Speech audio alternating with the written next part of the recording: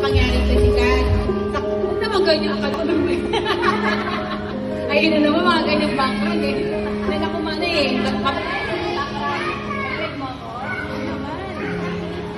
Sige. Unang-una po, papuri lagi kay Lord. Siya ang nagpangyari ng lahat ng ito. Siya lahat ang nag-provide ng lahat ng kung anong meron dito ngayon sa party ito. Sa kanya lagi ang papuri. At salamat din po sa lahat ng tumulong. Hindi ko na isa-isahin kasi ang dami nila eh.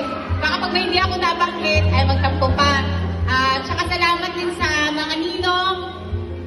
Nilahat ko na yung mga ninong at ninang ha. Wala, ayoko nang isa-isahin ang pangalan niyo. Salamat po. Salamat sa inyo sa lahat ng umaten.